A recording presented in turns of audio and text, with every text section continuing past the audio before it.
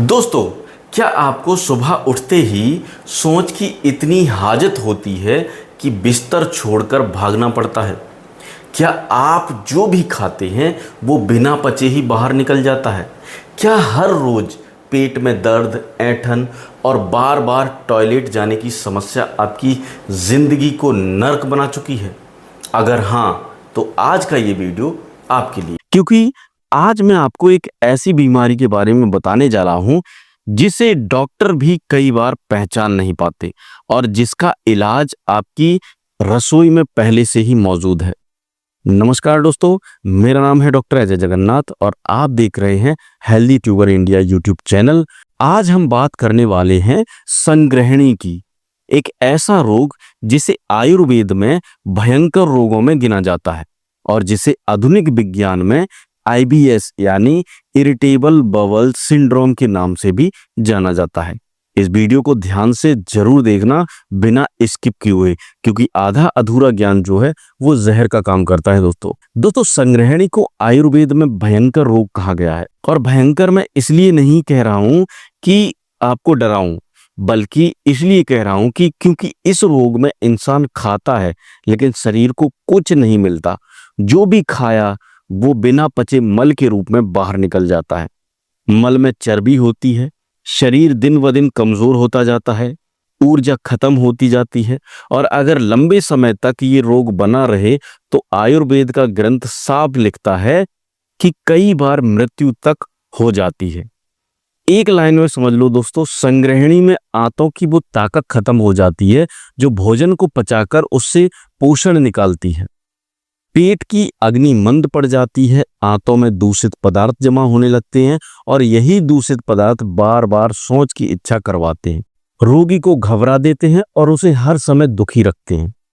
ठीक है दोस्तों, अब बात आती है ये संग्रहणी होती कितनी तरह की है और ये जानना बहुत जरूरी है, क्योंकि आजकल इलाज का तरीका तब और ज्यादा कारगर होता है जब हम अपनी तकलीफ को पहचानते हैं। जो लोग बासी चीजें खाते हैं, ठंडा बचा कुचा खाना खाते हैं, उन्हें जो संग्रहणी होती है उसमें मल हरे रंग का आता है, पेट में दर्द, ऐंठन रहती है और बिना किसी वजह के सिर में दर्द होता है। ये बातज संग्रहणी है। जो लोग भारी तला भुना चिकनी चीजें खाते हैं और खाने के बाद तुरंत सो जाते हैं, उनमें मल के साथ आंव आती है, गले में खुश्की रहती है और पूरे शरीर के जोड़ों में दर्द रहता है और हर चीज बेस्वाद लगती है। ये कफज संग्रहणी है। और जो लाल मिर्च, मसाला, तीखा, खट्टा, गरम खाना खाते हैं उन्हें नीले पीले पतले दस्त आते हैं, खट्टी डकारें परेशान करती हैं और पेट गले हृदय में जलन होती है। ये पित्तज संग्रहणी है। दोस्तों जड़ क्या है इसकी? आयुर्वेद जवाब देता है पेट की अग्नि। जब हम गुस्से में, दुख में या जल्दबाजी में अनियमित खाना खा लेते हैं, आवेश में आकर जो मन में आए खा लेते हैं, तो पेट की ये पाचन शक्ति मंद पड़ जाती है और जब ये अग्नि मंद हो जाती है तो खाया हुआ भोजन पचता नहीं, बिना पचे ही मल के रूप में बाहर निकल जाता है। ये कोई साधारण पेट की तकलीफ नहीं है दोस्तों, ये आपके पूरे पाचन तंत्र का टूटना होता है। अब बात करते हैं उस इलाज की जो आपकी रसोई में है और मैं पूरी गारंटी से कहता हूं इन नुस्खों को अपनाने से संग्रहणी में बिल्कुल गारंटीड फायदा मिलता है। सबसे पहला और सबसे असरदार नुस्खा है हींग, अजवाइन, सौंठ। इन तीनों को बराबर मात्रा में लेकर बारीक पीस लें और एक एक चम्मच सुबह शाम गर्म पानी के साथ खाना खाने के बाद लें। ये तीनों मिलकर पेट की अग्नि को फिर से जगाते हैं, आंतों की सूजन कम करते हैं और दूषित पदार्थ को बाहर निकालते हैं। अगर आप सब्जी बनाते समय इसी मिश्रण को जीरा, हींग और अजवाइन का चूर्ण जो है वो सब्जियों में डालकर खाएं तो संग्रहणी का रोग धीरे धीरे जड़ से खत्म हो जाता है। ये कोई साधारण तड़का नहीं होता है दोस्तों, ये आपकी रसोई में छिपी हुई आयुर्वेदिक औषधि है। दूसरा नुस्खा है दोस्तों जो खासकर कफज संग्रहणी में जादू की तरह काम करता है। भोजन के बाद एक गिलास छाछ में चुटकी भर हींग डालकर पिएं। छाछ पेट की अग्नि को बढ़ाती है और आंतों को साफ करती है। ये दोनों मिलकर एक ऐसा कॉम्बिनेशन बनाते हैं जो महंगी से महंगी प्रोबायोटिक्स की जगह ले लेते हैं। अब एक नुस्खा है जो सबसे यूनिवर्सल है दोस्तों, यानी तीनों प्रकार की संग्रहणी में काम करता है। 10 ग्राम अनारदाना, 2 ग्राम सौंठ, 2 ग्राम काली मिर्च और 10 ग्राम मिश्री, इन्हें एक साथ कूटकर चूर्ण बना लें। इसके सेवन से हर प्रकार की संग्रहणी यानी IBS खत्म हो जाता है। अनारदाना पेट की जलन को शांत करता है, सौंठ पाचन को ठीक करती है, काली मिर्च आंतों को सक्रिय करती है और मिश्री इस पूरे मिश्रण को शरीर के अनुकूल बनाती है। जिसकी संग्रहणी पुरानी हो गई है, जिन्हें महीनों से ये तकलीफ है, उनके लिए हरड़ की छाल, पीपल, सौंठ और काला नमक का नुस्खा सबको 10-10 ग्राम की मात्रा में पीसकर चूर्ण बना लेना है।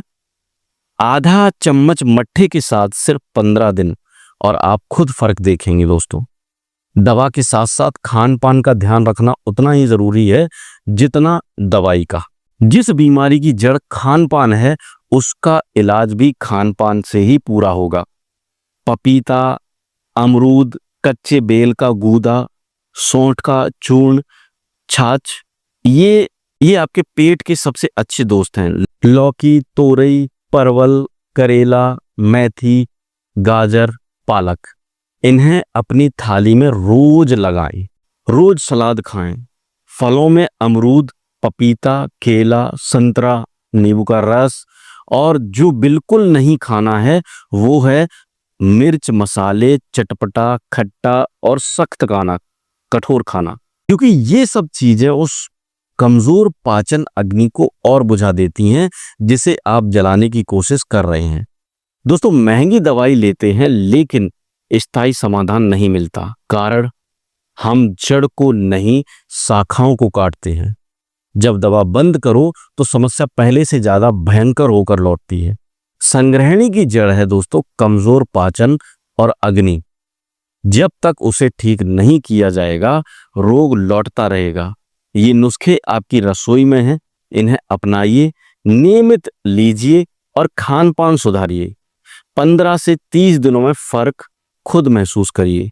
अगर आपको ये जानकारी काम की लगी हो तो वीडियो को लाइक जरूर कर दें और कर दो उनके साथ जो चुपचाप इस तकलीफ से जूझ रहे हैं।